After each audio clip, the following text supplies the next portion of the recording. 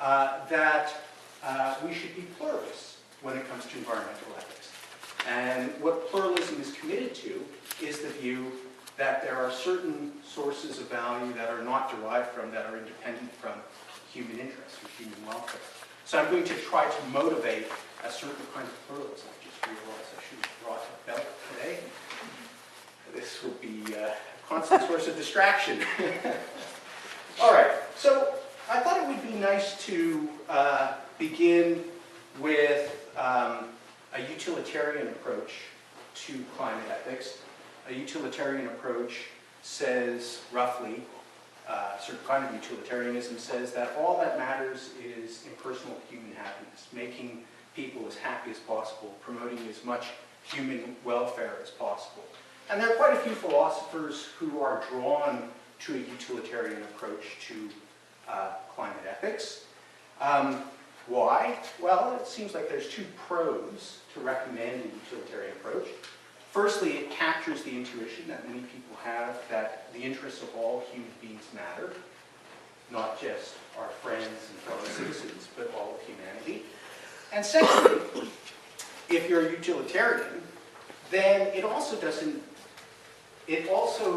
does not matter directly who has caused climate change. What matters is the effects of climate change. So even if it turns out that climate change is not caused by human activities, but is just part of independent processes, what matters is the effects of those processes. That is to say, what matters to our obligations.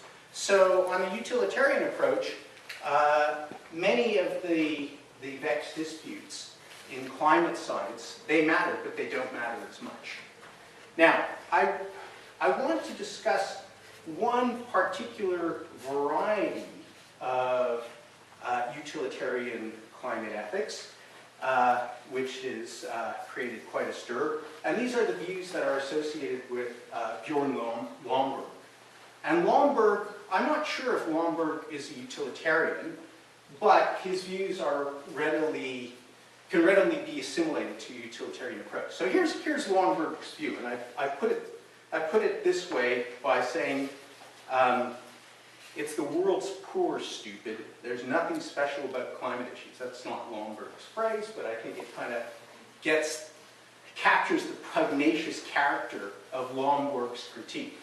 Lomborg essentially says this: look, let's assume that what matters is human welfare as measured by freedom from disease, longevity, education, typical indicators of human welfare. Now, according to Lomborg, the way to promote human welfare involves allocating some resources to climate change, but not as many conservationists would like. According to Lomborg, we should spend a certain amount on climate change, but we should also be spending funds that people would have allocated to preventing climate change to the alleviation of illness, providing education, and other services for the world's poor. Now, Lomborg's views have been a lightning rod for criticism. And there are two different kinds of criticism that Lomborg's views have attracted. And I want to say a bit about Lomborg's views because it's going to be, in a sense, the springboard for the kind of view that I want to suggest might be more plausible. So the first reaction to Lomborg's views has been the reaction of empirical scientists. Lomborg constructs this cost-benefit analysis that purports to show that we get more bang for the buck, where our objective is to help the world's poor, if we allocate resources to preventing disease, educating the world's poor, and so forth. And many climate scientists have said the cost-benefit analysis that he constructs is just wacky. Like, the facts are all wrong. That's an issue for the scientists, and I'm not going to wade in there. What I'd like to describe to you, however, is the philosophers' response to Lomborg. And it seems to me that there are three philosophical arguments against Lomborg's approach. two of which I don't think I accept, one which I do accept. So here's one of the ones that I don't accept. This is an argument that's put forward by Dale Jameson, and it appeals to pragmatic considerations. So the basic idea here is that even if Lomborg is right about what's the optimal policy for helping the world's least advantaged members, the poorest people on the planet, as a matter of fact, people are more inclined to give money to prevent climate change than they are to support the world's poor. Now, the reason why I don't like this argument is because it seems to me that we have a poor track record with respect to vote process. I mean, it's not like Western states are tripping over themselves to allocate funds for alleviating climate change. So I don't really see how this argument gets much traction.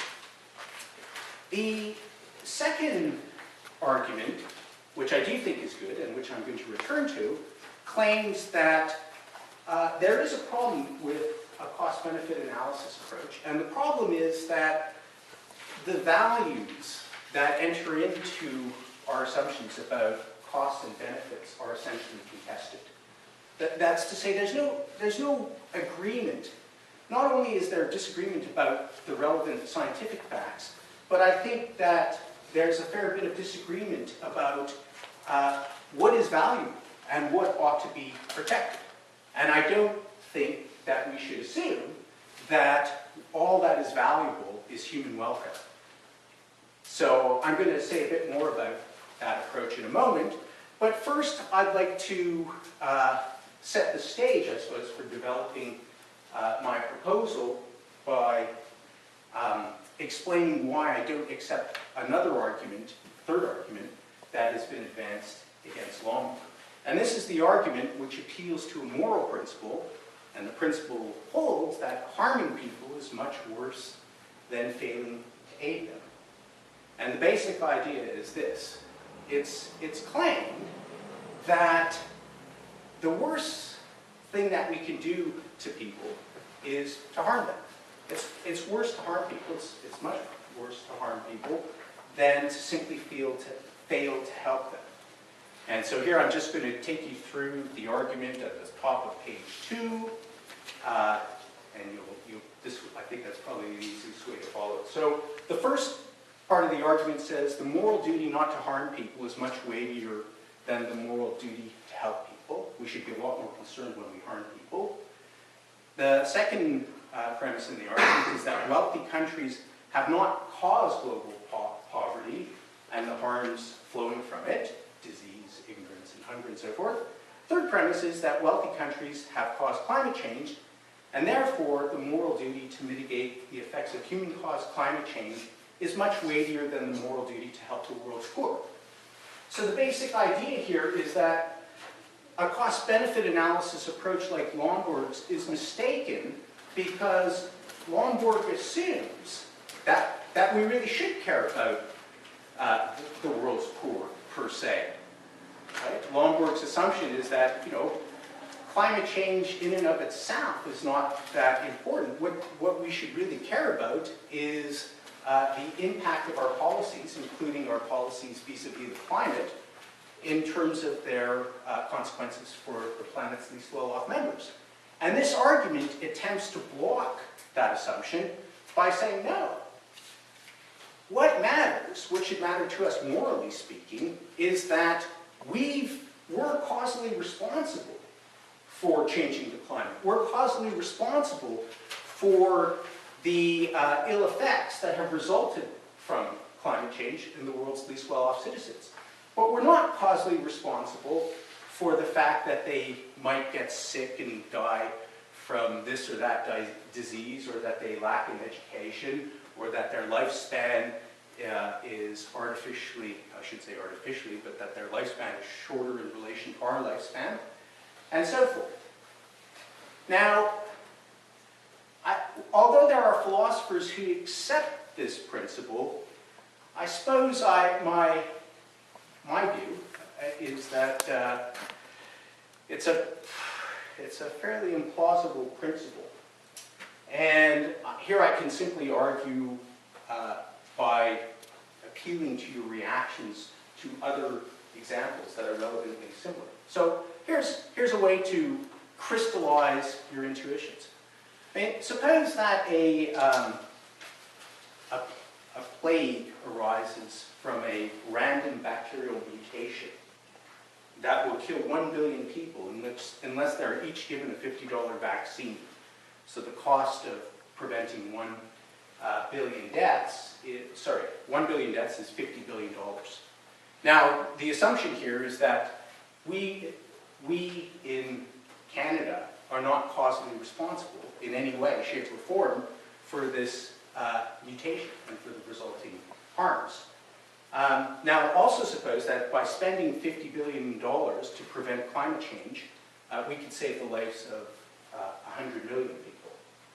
And I take it that Lomborg's critics want to say that in a situation of this sort, we might have an obligation to save the lives of 100 million people rather than the lives of 1 billion people.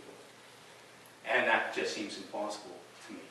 So I don't think that the emphasis on, in a sense, cleaning up for the harms that we've imposed on others really takes more priority to aiding them.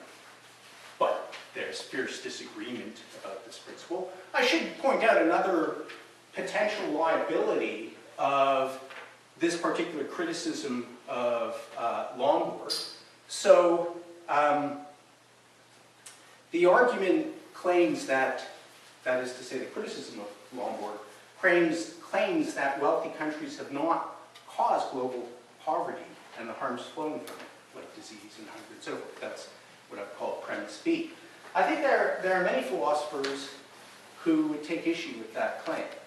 They would claim, so for example, Thomas Fogey claims that we are causally responsible for certain aspects of world hunger because of the uneven conditions for trade that we've imposed.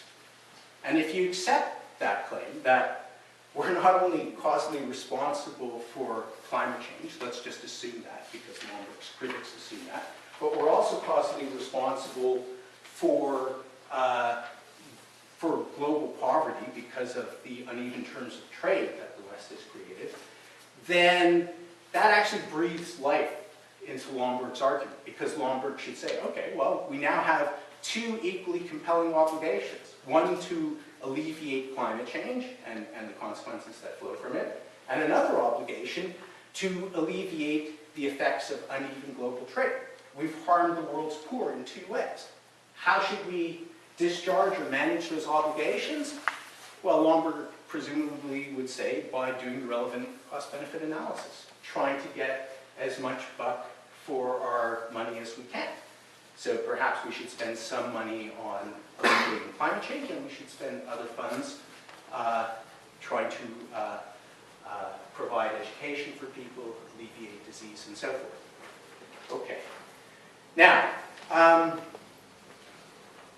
there are some what I call standard human rights approaches, which the defining feature of these approaches is that they accept this idea that we're morally responsible for the harms that we cause to others. And the thought here is that, well, because we're morally responsible for harms that we cause to others in a way that we're not responsible to simply aid people, and because climate change causes disease and loss in life and so forth, we have in effect violated people's human rights through our climate change policies and our failure to constrain our greenhouse gas emissions. That's what I call the standard human rights approach, and it's associated with people like Simon Caney. I'm going to postpone discussing variations on the human rights-based approach for now, okay? Because I don't want this to become a lecture. I'm trying to set the stage for a discussion. And so instead of discussing human rights-based approaches, these are rivals to the kind of utilitarian proposal that attributed to people like Bjorn Lomborg, I want to discuss how the view that I think I favor differs from a view like Lomborg's. Okay? So what I'm going to do right now is I'm going to skip to page 3, and the section says 2, beyond the anthropocentric cost-benefit analysis approach. Right? So beyond Lomborg's approach, as it were. And I think that there are 2 principles that I would like to defend that explain why I take issue with Lomborg's approach.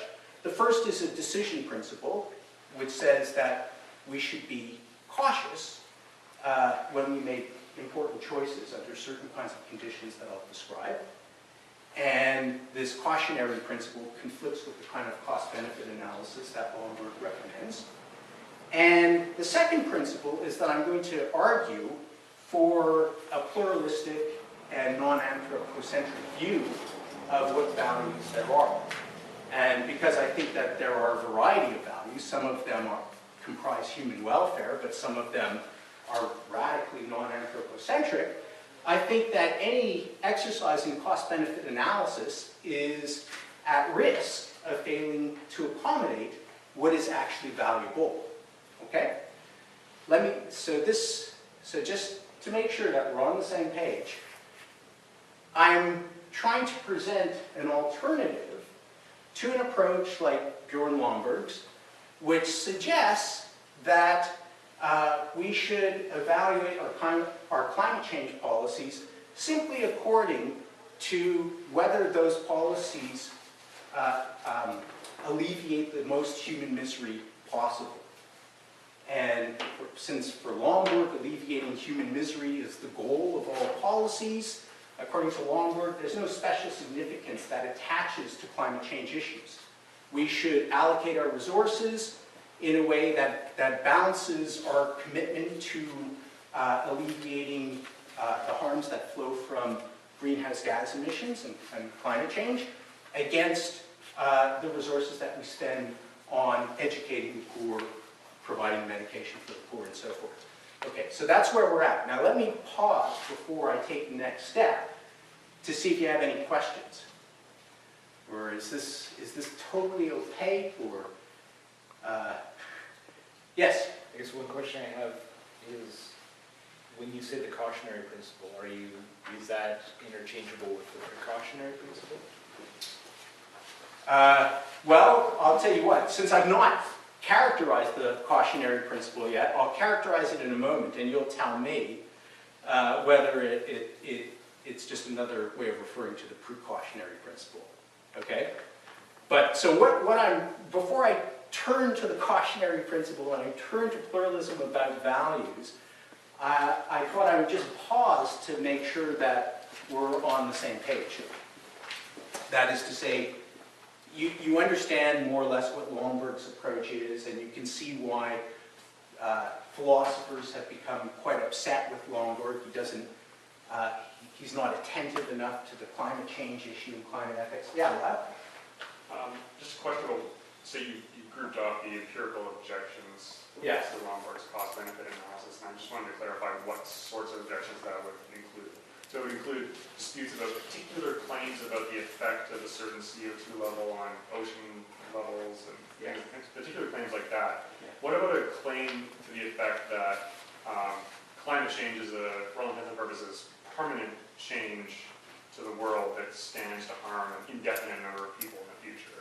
Is that an empirical objection or a philosophical? Well, there's 2 parts. Okay, so the question is, how should we understand an argument which says that climate change is going to create a permanent loss of value, right? So there's 2 aspects of that claim. Firstly, there's the causal or empirical claim. If you have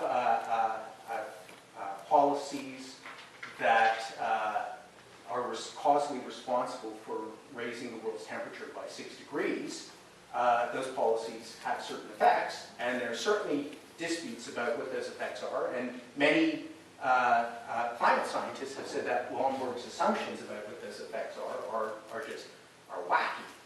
I mean, Lomborg's he's not a climate scientist. He's trained as a social scientist, and he's, here I defer entirely to the scientists. But the second component of the claim relates to whether the effects of a rise in the world's temperature are going to undermine certain values. And that, to me, that issue is not necessarily settled by the sciences. It's an issue that pertains to what we believe about what is valuable. Lomborg assumes that what is valuable is human welfare, the welfare of current generations and future generations. Now, some people have said, yeah, okay, but the way that he's costed the consequences to future generations is also disreputable. That's also an empirical claim. What I want to suggest, what I am going to suggest, is that we shouldn't simply be welfarists. We shouldn't be anthropocentric in our understanding of the values that matter when we're assessing climate policies. So that's the second of the claims that I'm going to introduce. Okay, is that yeah. Any other clarificatory questions or any questions before? Yes. So does Lomborg not assign any value to the environment itself? Yeah, that's right. So Lomborg assigns no value to features of the non-human environment. The only thing that has value in Lomborg's approach are human interests. And they could be measured in different ways. It's controversial how they should be measured, but let's just set that controversy aside. Yeah, that's exactly right. And so I think you've anticipated one of my reservations about his approach is that I just think that this approach, which simply focuses on human welfare, as if humans and their interests are the only thing that's valuable, is not only mistaken, but it's not even one that we accept when we reflect on our current practices, and I'll develop that claim in a moment, okay? Well, actually, why don't I turn to the claims about value first, and then I'll discuss the cautionary principle, okay? Because in some ways, the claims about value are more interesting. So, what we're doing right now is I'm turning on page 3 to item number 2, which is called pluralistic or non-anthropocentric views. Okay, and here I want to defend a claim, which is indicated in bold right under number 2, and the claim is that we already do believe that there are many non-anthropocentric sources of value. But we fail to examine the implications of our beliefs about what's valuable for non-human nature. So here's what I have in mind. I believe that if we examine the kinds of commitments that we have as Canadians, it's clearly the case that we believe that there are certain sources of value that are not anthropocentric. But we haven't yet examined the consequences of our beliefs about what is valuable and applied them to the case of the non-human environment. Okay, so in a sense, what I'm appealing for is for Canadians, Westerners, as it were, everyone, to examine the consequences of what they already believe about what is valuable. So let me discuss 4 kinds of non-anthropocentric value that I think we do already accept. Firstly, and here I'm not going to spend much time on this, are claims about the value of the welfare of non-human animals. And I'm not going to spend much time on this claim because I think it's pretty well established that non-humans, their welfare counts for something. And if you want, we can go over some of the arguments that are given in support of that claim, but the basic argument is that whatever properties entitle human beings to have their interests counted the property might be the ability to have experiences, or it might be the exercise of their mental capacities. Those properties are shared by at least some non-human animals. And so it would be arbitrary, morally arbitrary, to claim that only human interests and human welfare count. Now that argument is fairly well established, and I'm not going to go over it unless you ask me to. But the point that I do want to make, and this is my kind of starting off point, is that there's a tension between the interests or rights of individual non-human animals and the sorts of things that matter for the environment. And I think that this tension helps to focus our minds on what other sources of non-anthropocentric value there are. So I'll illustrate this tension by way of a hypothetical example. I mean, you suppose that the endangered population of marmots on Vancouver Island is endangered in part because it's under siege by rats. And there's a lot more rats than there are marmots. Now, the only way to save the marmot population would be to kill the rat population. If you think that all that matters, apart from human interests, are the rights of individual animals, then there's a question about whether it would be appropriate to kill the rats. After all, there's many more rats. But many people have the intuition that preserving a species, not particular marmots, but the species or subspecies of marmot, is intrinsically valuable. And so the question is, if you have that intuition, why are species and their preservation valuable? And one of the most persuasive explanations for why species have value is put forward by people like Elliot Sober and Marlene Rousseau. And their argument is that species are valuable because they instantiate aesthetic value. They're beautiful, or they have some other aesthetic property that's worth preserving. And so people like Rousseau and Sober point out that this also explains why it is, the aesthetic value of species explains why it is that it's legitimate to, for example, care a lot more about conserving polar bears, let's say, than conserving a species of lab rat that's been bred for those purposes. Did you have a question, Lisa? No. Okay. Just scratching my ear. Okay, right. Now, if you accept this view that there are aesthetic values and that non-human nature is valuable in part because of its aesthetic value, then the way to think about biodiversity is on the model of the following analogy. The analogy is that the nature, non-human nature, that we have is we are a custodian towards nature in the same way that we're a custodian towards museums filled with priceless antiquities for old masters. And in the same way that someone would say, look, it costs a lot of money to maintain these works of art, but we're still going to pay for their upkeep. Someone might say, well, it might cost a lot of money to implement the climate policies that are necessary to preserve aspects of our natural environment, but we have a moral obligation to do so. We have a moral obligation simply because we have a moral obligation to preserve things that are beautiful for ourselves and for future generations. And so, I suppose the question is, if you're attracted to this view, or if you're not attracted to this view, or if you're undecided about whether to be attracted to this view, why should we accept the idea that aesthetic values are important? And so, this is not a proof that aesthetic values are important, but it does seem to me that we already are committed